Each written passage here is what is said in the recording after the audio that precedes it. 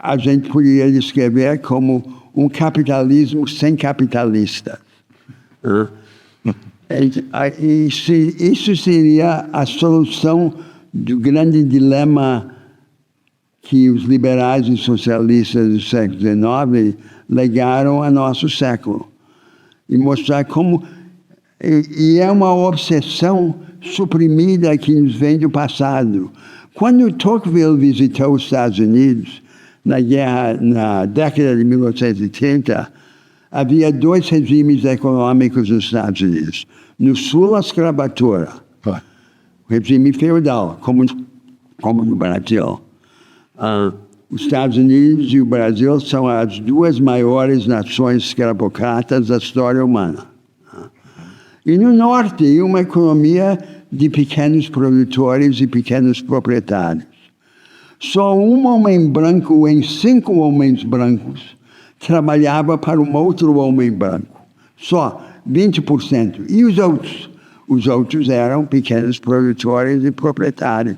E foi essa ideia que dominou, inclusive, nos países de povoamento anglo-saxão tardio, no Canadá, na Nova Zelândia, na Austrália, e na África do Sul com os africanos, com os holandeses.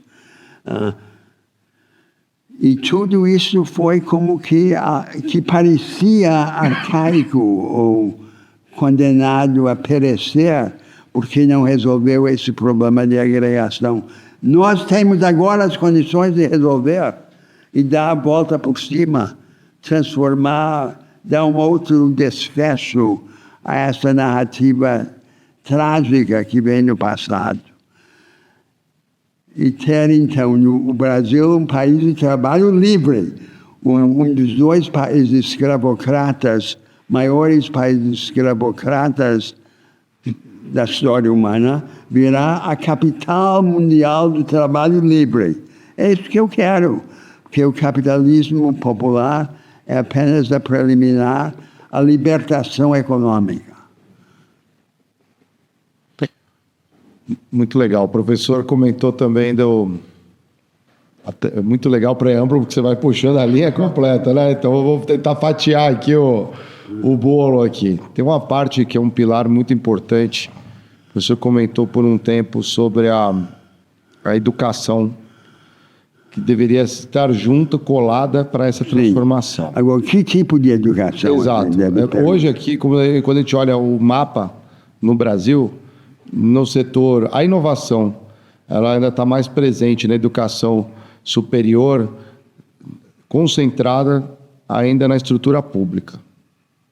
A universidade pública ainda é o bastião dessa, que está com essa bandeira ainda de inovação, pesquisa, mas a gente sabe, sendo reduzido orçamento a orçamento, com muita dificuldade ainda consegue se criar coisas e ainda patrocinar, digamos, a inovação compartilhada, né, bebendo da água de outras instituições ao redor do mundo.